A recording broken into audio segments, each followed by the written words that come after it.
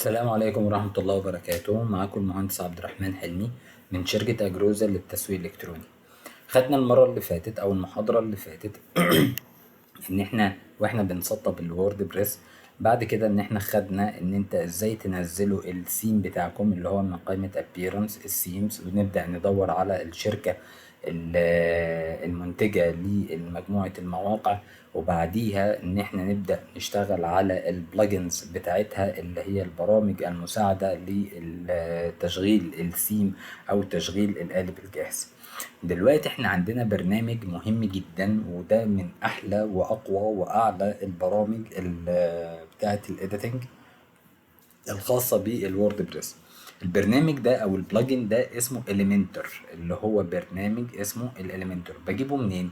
هروح على اداة البلجن او هروح على قسم البلجن اللي هو البرامج المساعدة زي ما اتفقنا عليها المحاضرة اللي فاتت. هنروح على حاجة اسمها اد بلجن. بعد ما بختار الاد بلجن بروح اقول له والله ان انا عايز برنامج اسمه الاليمنتر. بعد كده بعد ما انا ما بكتب كلمة اليمنتر هيبدأ يديني والله مجموعة من الاختيارات بالشكل ده او مجموعة البرامج بتاعتي بالشكل ده. برضو ان انا بكتبه اليمنتر. ادي برنامج الاليمنتر او البلجنز بتاعت الاليمنتر، وبيطلع لي كل البلجنز اللي خاصه بالاليمنتر. برنامج الاليمنتر ده بيعمل ايه؟ ده بلجن او برنامج مساعد على الوورد بريس. يعني ده ما ينفعش حضرتك تبدا تنزله كبرنامج وزي اللي هو البرامج بتاعت الاي اكس اي او البرامج السي ام كي بتاعت الماك. لا، هو لازم يكون عندك ملف الوورد بريس او لازم يكون عندك حاجه بتاعت الوورد بريس علشان خاطر ان انت تبدا تشتغل على البلجن دي. طيب عشان خاطر ان انا اخد معلومات عنها او ان انا افهم البلجن دي بتعمل ايه بضغط عليها. هو بيطلع لي زي البريفنج بتاعه. يعني عندي هنا الديسكريبشن بيشرح لك البلجن دي بتعمل ايه، وان هو بيشتغل على الايديتنج بتاعه الصور او الايديتنج بتاع الكتابه او الايديتنج بتاعه المحتوى. او ممكن حضرتك ان انت تبدا تعمل ديزاين بالاليمنتور كصفحه صفحه على الوورد بريس او صفحه الويب سايت بتاعتك. طيب ازاي بنعمل الكلام ده؟ هو هنا دلوقتي برنامج الاليمنتور هو برنامج مساعد على الوورد بريس علشان خاطر ان انا اعمل اديتنج او ان انا اعمل ديزاين على الوورد بريس.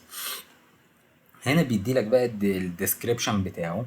حتى كمان هنا دلوقتي بيقول لك ايه، هو هنا واخد 5 ستار يعني 5 نجوم من المجموعة من الناس، واخد حتى كمان تقييم 6102 واحد بيقيموا البلجن دي او البرنامج المساعد ده.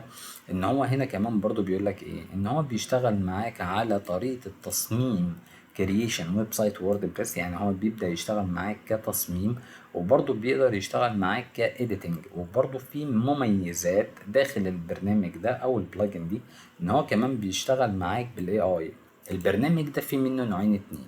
في منه فري زي ما انت مع حضرتك دلوقتي ان انا بنزله، ان انا كتبت الاسم وعندي هنا كده، وبعد كده باجي هنا اقول له كلمة انستول ناو. وبعد ما انا بعمل انستول ناو بعمل له حاجة اسمها اكتيفيت. طيب ده بالنسبة للفري. طبعا مش كل المميزات بتاعت الفري او كل المميزات بتاعت البرنامج ان انا اقدر استخدمها، لا.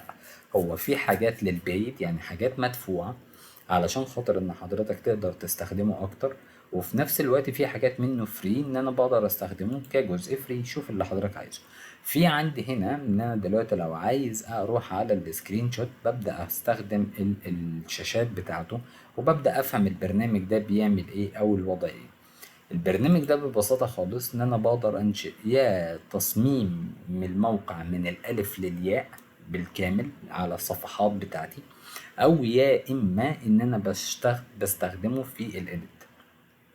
المحاضرة اللي فاتت ان احنا كنا منزلين القالب الجاهز. فلو حضرتك عايز تغير في القالب الجاهز بنبدأ نغيره، ولو حضرتك عايز بتبدأ تعمل انت تصميم الموقع بتاعك من A to Z او من الالف للياء بطريقة كاملة مكملة. برضو ان انا بقدر استخدمه عن طريق برنامج الاليمنتور. طيب هل في برامج تانية منافس ليها او المنافس للاليمنتور؟ في عندي هنا حاجة اسمها دبليو بي بيكري. برضو هو يعني برضو بقدر ان انا استخدمه كإيديتنج، او ان انا اقدر استخدمه كديزاين، او ان انا استخدمه كطريقة انشاء للتصميم. طيب ايهما الاحسن؟ الاسهل استخداما هو الاليمنتور، الاعقد استخداما هو الدبليو بي بيكري. طيب لما باجي بنزله هنا كده وبقول له اكتيفيت، فبينزل لي عندي هنا البلجنز بتاعتي اللي اسمه اليمنتور. حتى كمان كاتب لي هنا الهوم، او كاتب لي هنا في الايديتور ان انا اقدر اغير في الاعدادات بتاعه البلجنز نفسه. طيب انا دلوقتي عايز اشوف شكل الويب سايت بتاعي، يعني ادي ده الويب سايت، ده الويب سايت بتاعي. ان انا دلوقتي عايز اغير، وليكن مثلا في الهيدر عايز اغير والله الجزء مثلا، بدل ان انا عايز اغير كلام الانجليش ده، بدل ما انا عايز اغير كلام الانجليش واحطه بالكلام العربي. يبقى انا عندي هنا دلوقتي برنامج الاليمنتور هو الوحيد اللي يقدر يغير شكل او يغير المحتوى او يعمل لي ديزاين من اول وجديد للبلوك بتاعته. دلوقتي البيج لما بنيجي نستخدمه بيبقى عندي 3 اجزاء رئيسية قوي. ايه هما؟ اول حاجة انا عندي هنا حاجة اسمها الفوتر بتاعي اللي بيحتوي فيها اللوجو بتاعي او المنيو اللي هو القوائم الرئيسية بتاعتي، وزرار البوتون بتاعي، وده اللي احنا بنسميه السي تي اي، اختصار لكلمة كول كول تو اكشن. يعني ايه كول تو اكشن؟ يعني الزرار ده لما باجي اضغط عليه يعمل لي اكشن معين، سواء بقى ان انا عايز اوديه على السلة لو انا متجر الكتروني، عايز اوديه للدفع الالكتروني، عايز اوديه لطريقة الصفحة بتاعة الكونتاكت اس، عايز اوديه على الواتساب بتاعي، عايز اوديه على التليجرام، عايز اوديه على الشات لايف، عايز اوديه على اي مكان انا عايزه. يبقى انا دلوقتي لازم اعمل زرار مهم جدا، حاجة اسمها سي تي اي او الكول تو اكشن. يعني ايه كول تو اكشن؟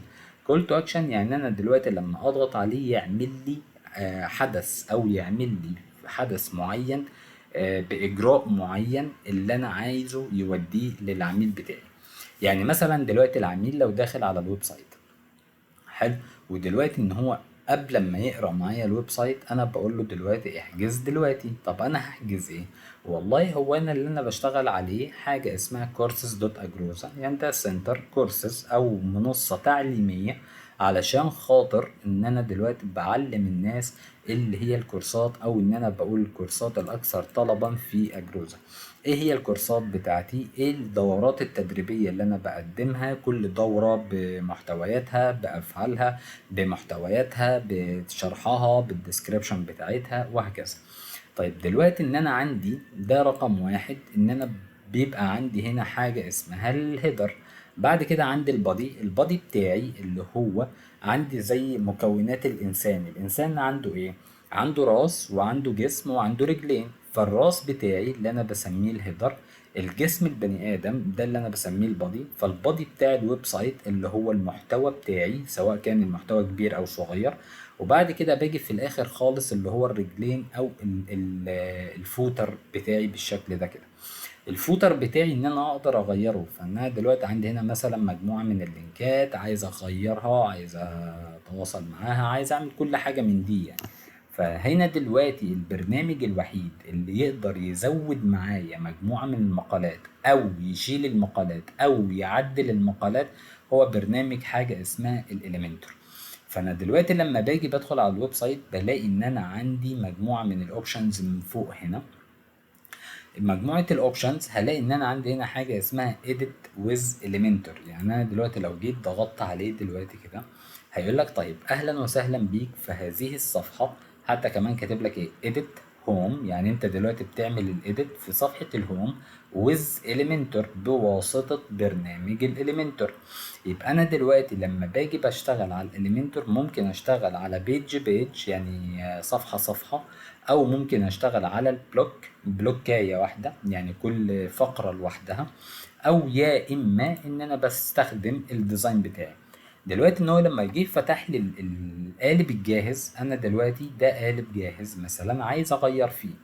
فانا هاجي عندي هنا من اول ما بقف عليها بيديني زي علامة المربع كده بلون البينك او بلون البينك كده، وعندي هنا في علامة الايديت في عندي هنا علامة القلم اللي هو ده اللي احنا بنسميه الايديت.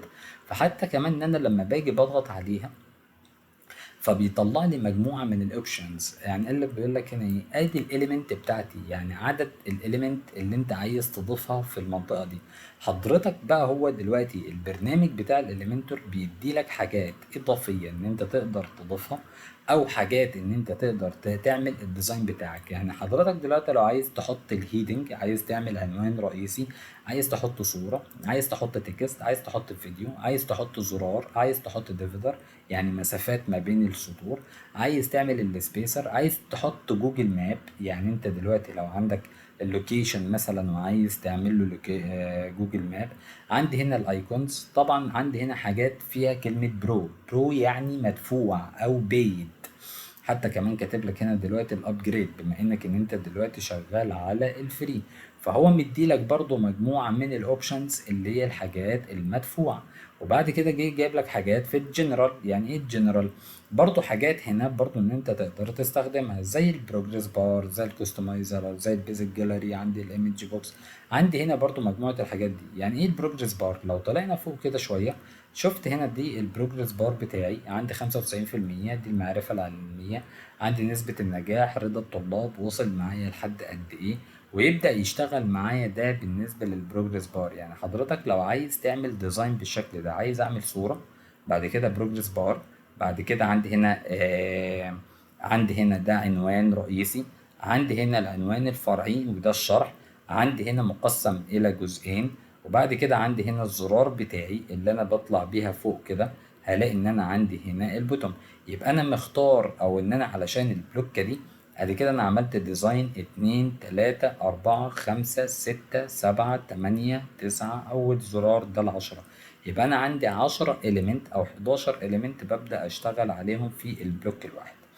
طيب لو طلعنا البلوك دي، انا عندي الهيدر او الباك جراوند بتاعي دي صورة رئيسية، وبعد كده انا عندي هنا عنوان فرعي، عنوان رئيسي، الشرح، وعندي هنا دلوقتي برضو الزرار. فانت دلوقتي لازم تكون فاهم في تصميم المواقع، علشان خاطر ان انت لما تيجي تقول لي ايه والله انا مش عايز اشتغل على القوالب الجاهزة، انا دلوقتي عايز اشتغل على انا اللي اعمل الديزاين من A to Z. يعني انا دلوقتي هبدأ اصمم الصفحة دي من الالف الى الياء. في عندي هنا نوعين اتنين، انت حضرتك دلوقتي مادام ان انا بنزل قالب جاهز فانا بعدل، او يا اما حضرتك عايز تعمل بيدج من اول وجديد ونبدأ نشتغل عليها. طيب دلوقتي القالب الجديد او القالب الجاهز انا ببدأ اعمل له edit. طيب ودي من اسهل الطرق، يعني دي اسهل الطرق على فكرة.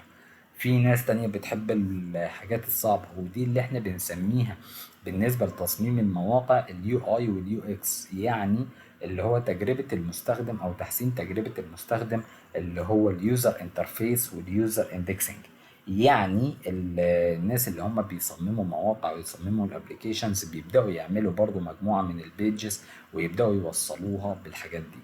يعني انا دلوقتي علشان خاطر اتعلم اليو اي واليو اكس لازم اكون متعلم تصميم المواقع او تفهم اساسيات تصميم المواقع الوورد بريس هو جامع ما بين الاتنين، جامع ما بين ان انت تقدر تشتغل اليو اي واليو اكس، وكمان ان انت تقدر تشتغل على التصميم المواقع وبرمجة المواقع، وكمان ان انت بتبدأ عندك الاساسيات بتاعة التصميم المواقع، سواء بقى ان انت كاديتور او سواء ان انت كرييشن، يعني سواء ان انت معدل محتوى او منشئ محتوى زي اللي انا بعمله كده بالظبط. طب انا دلوقتي عايز اغير الحته دي، اي علامه انا بقف عليها بيديني فيها مربع لون بالبنك وفي علامه القلم. القلم ده معناه ان انا بعمل editing. طب انا دلوقتي لو عايز اغير كلمه common FAQS يعني ايه، دلوقتي انا عايز اغير الاسم بتاعها، اول ما انا ما هضغط على علامه القلم دي هيروح يقول لي طيب التكست بتاعك اسمه common facts. انا ممكن دلوقتي اجي هنا اقول له والله التساؤلات الاسئله الاكثر شيوعا. فهنا دلوقتي بالنسبه ان انا لما باجي بعدل على جزء معين او على كاتيجوري معين بالنسبه للبرنامج الاليمنتور، برنامج الاليمنتور ببساطه خالص هو بينقسم معايا الى 3 اقسام. القسم الاولاني حاجه اسمها الكونتنت، القسم الثاني الستايل، القسم الثالث الادفانسد. ايه هما الثلاثه دول؟ كلمه الكونتنت ان انا دلوقتي لو عايز اغير في المحتوى، عايز اغير في المسافه بتاعتها، يعني عايز اعمل دي كده مثلا، يبقى انا دلوقتي عايز ابعدها اقللها، عايز اعمل اي حاجه انا عايزها. طيب هنا دلوقتي الكونتنت الخاص بتعديل المحتوى او كتابه المحتوى فقط لا غير. طيب عندي بعد كده حاجة اسمها الستايل. الستايل طريقة تنسيقك، طريقة تنسيق المحتوى ده. يعني مثلا ايه؟ دلوقتي ان انا عندي هنا حاجة اسمها التكست. التكست بتاعي بيديني لونه، يعني انا دلوقتي لو عايز اغير اللون بتاعه زي ما احنا ما شايفين كده، ادي اللون بتاعه، وعايز مثلا اطلع باللون بتاع اللوجو وليكن مثلا بالشكل ده كده اهو. لو انا عايز كمان عندي هنا حاجه اسمها التايبوجرافي، يعني ان انا عايز اغير الفونت بتاعه. يعني هنا مثلا دلوقتي الاسئله الاكثر شيوعا، انا دلوقتي عندي مجموعه من الفونتس، يعني ان انا دلوقتي عايز اغير الفونت بتاعه او الشكل الخط بتاعه اهو. عندي كل ده، واحسن خط عربي ان احنا بنقدر نستخدمه او كل الناس بتحب ان هي تقراه وبيبقى مقري لعين العميل، وفي نفس الوقت ما يحسش بزهق وما يحسش بالروتين. وده هناخده في محاضرة السيو، ازاي ان انت تكتب مقال او ازاي تكتب محاضرة او مقال عن طريق السيو. السيو اللي هو اختصار كلمة سيرش انجن اوبتمايزيشن. هل ان انا ممكن اكتب مقال متعارف عليه او يبقى ليها تهيئة محركات البحث وجوجل يقراها والجوجل يبدأ يصنفها ويبدأ يعمل الحاجات دي؟ فانا عندي هنا الاحسن فونت اسمه المراعي. حتى كمان الاسئله الاكثر شيوعا بص بقت هنا عامله ازاي. طيب انا عندي بعد كده المجموعه من الاوبشنز بتاعتها، عايز اعمل الفونت بتاعه. يعني انا دلوقتي مثلا عايز اكبر قوي، ولا انا عايز اصغرها بالشكل ده كده. عندي هنا دلوقتي برضو الشكل الفونت ده، عايز مثلا اخليه كنورمال، ولا عايز اخليه مثلا بولد، او عايز اخليه مثلا لايت. عايز اعمله مثلا سيمبل بولد يبقى بولد عريض قوي، ولا ان انا عايزه مثلا يبقى اكسترا بولد عريض جدا. عندي هنا كمان برضو البلوك، يعني حاجة اصعب. عندي هنا الديفولت. عندي هنا دلوقتي يعني هنا بتبدأ تشتغل اللي انت نفسك فيه بتبدأ تعملها، بس اللي احسن ان احنا بنعملها كنورمال. وبعديها ان انا عندي هنا دلوقتي بيقول لك ايه الترانسفورم. الترانسفورم حضرتك دلوقتي عايزه يبقى ايه؟ لو انا بكتب انجلش عايزه يبقى كله ابر كيس ولا لور كيس، ولا اول حرف بس هو الكابيتال، ولا انا عايزه نورمال اللي هو في الطبيعي. خلي بالكم يا جماعة الخير ان انا دلوقتي لما باجي بكتب عربي يبقى هو بيكتب معايا عربي، لو انا بكتب انجليزي برضو بيكتب معايا انجليزي. بس كل واحد بيبقى ليها مجموعة من الاوبشنز، يعني ان انا ما اعرفش اعمل الحروف العربي كلها كابيتال او الحروف العربي كلها سمول، يعني مفيش حاجة اسمها كده. بس هو في الانجليش ان انا ممكن اعمل ده كله كابيتال، او ان انا اعمله كله سمول، او يا اما اول حروف بس هي اللي كابيتال. فدي ان انت برضو بتقدر ان انت تبدأ تستخدمها براحتك عادي يعني. عندي هنا كمان برضو من التايبوجراف، يبقى انا بدخلها منين؟ يبقى انا بعلم على علامة الايديت، هلاقي ان هو واقف معايا على علامة الكونتنت. الكونتنت بتاعي ان انا بغير الكلمة بتاعتي. يبقى انا دلوقتي علشان اعدل او علشان انشئ كلمة جديدة بروح على الكونتنت، علشان اغير في تنسيقاتها ومن شكلها بروح على الستايل. طب انا دلوقتي لو عايز اغير من ال المساحات والمحاذاة والحاجات دي بروح على ادفانسد. ادفانسد هنا بقى بيديني بقى المساحة المحاذاة، المحاذاة من اليمين للشمال، شمال يمين، عايزهم في النص، عايزهم يبقى اعلى، عايزهم يبقى في حرف واحد. يعني هنا دي مجموعة الادفانسد دي مجموعة من المحاذاة بتاعتي، وكل دي مجموعة الاوبشنز الخاصة بالمحاذاة، ودي لازم نكون واخدين بالنا منها. ده ببساطة خالص برنامج الاليمنتور. يعني انا عندي هنا الكونتنت علشان انشئ محتوى او اعدل محتوى، عندي الستايل لتغيير طريقة تنسيق المحتوى، عندي هنا الادفانسد طريقة تغيير المحاذاة بتاعتي. حلو جدا. طيب يبقى ندخل ادي كده الاول واحدة كده احنا عملناها.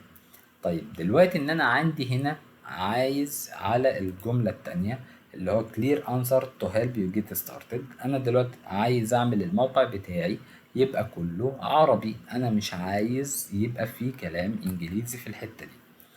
هنا دلوقتي من اول ما بعمل على علامة الايديت او علامة القلم، حتى كمان ان انا لما بقف على علامة القلم بيطلع لي شاشة كده صغيرة بسيطة بيعرفني المصطلح بتاعي. هنا بيقول لك ايه edit heading، يعني تغيير النص بتاعي.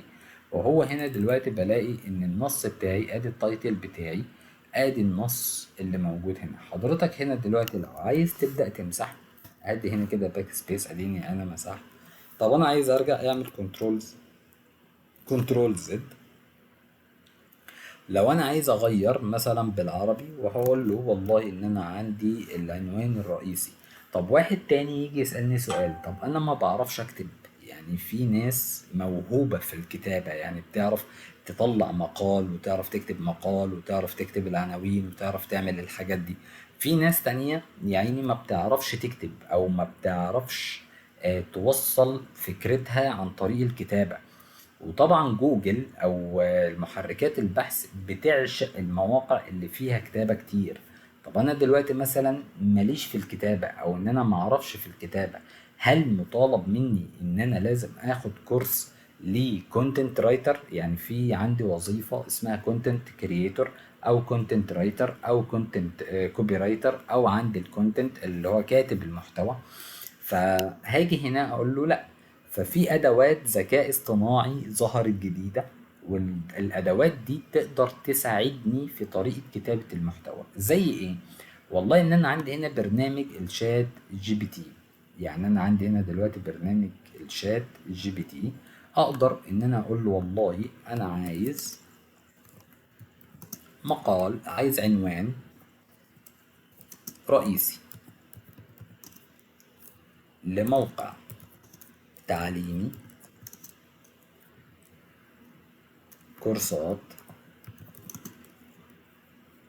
التسويق الإلكتروني، وعمل قسم خاص بالأسئلة الأكثر شيوعا. أنا محتاج عنوان رئيسي لهذه الفقرة. ممكن تقول له كده بالنسبة للشات جي بي تي، فهو دلوقتي بيطلع لك مجموعة عناوين حلوة جدا. يقول لك ابدأ طريقك للاحتراف في التسويق الإلكتروني، تعلم. طب هنا دلوقتي بيقول لك ايه عنوان قسم الأكسل الأكثر شيوعا. بص بيحط كمان يقول لك ايه دي عناوين مناسبة وواضحة جدا. الأسئلة الأكثر شيوعا، أسئلة بتدور في بالك، كل اللي محتاج تعرفه قبل الاشتراك، إجابات على أهم الأسئلة، أسئلة وإجابات تهمك قبل بدء الكورس. شوف العنوان اللي حضرتك حبه. في حاجات أنت حاببها خلاص بنستخدمها، طب ما فيش حاجات إن إحنا بنحبها، بقول له عندي هنا تاني أنا محتاج أكتر من 25 عنوان. نبدأ نشوف بقى من 25 عنوان. قسم الأسئلة والإجابات. يعني حضرتك مثلا هو دلوقتي مديلك 5، فأنا قلت له لا أنا عايز 25 علشان خاطر أبدأ أعرف إيه الأحلى بالنسبة لي. هنا الأسئلة المتكررة، دليل الأسئلة والإجابات، أهم الأسئلة حول الكورسات، إجابات عن استفسارات المتدربين. بص بدأ يديلك مجموعة عناوين ببدأ أشتغل عليها. يعني احنا دلوقتي لو جينا نكبر دلوقتي كده،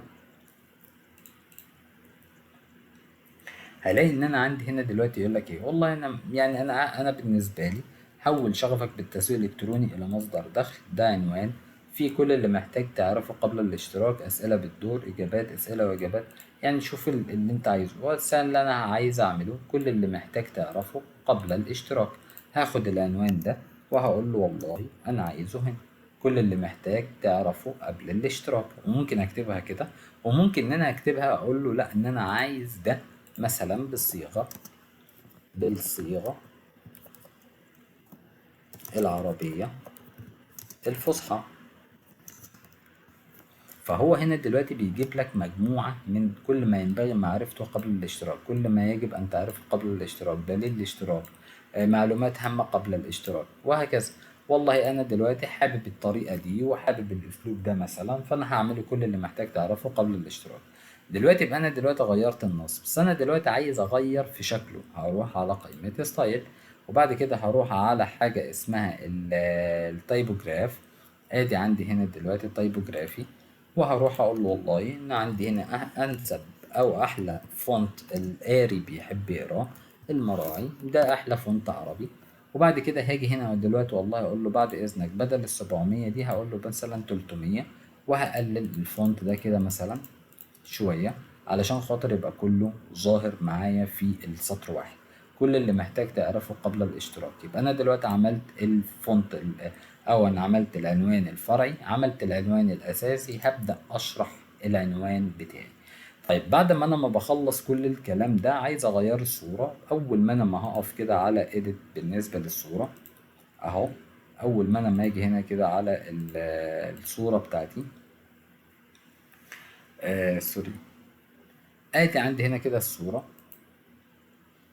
بيطلع لي عندي هنا علامة الفيديو ان انا لو عايز اغير الفيديو، لو انا عايز اغير الايديت بتاعي، عايز اغير التكست بتاعي، عايز اغير النص، عايز اغير المحتوى ده كله على بعضه، عايز اغير على المقال ده كله. هلاقي ان انا عندي هنا additional optional، عندي هنا الستايل. يعني ابدأ اشتغل على اللي انت نفسك فيه، كل حاجة انت تبدأ ان انت تبدأ تغير فيها كل حاجة. بعد ما انا ما بغير كل حاجة من هنا وخلاص ان انا عملت كل حاجة، انت دلوقتي بتعمل ببلش. يبقى برنامج الاليمنتور هو برنامج للتعديل او للاضافات بتاعتي بالشكل ده. وان شاء الله نكمل معاكم في المحاضرة اللي جاية طريقة تصميم الاليمنتور. شكرا جدا لحضراتكم.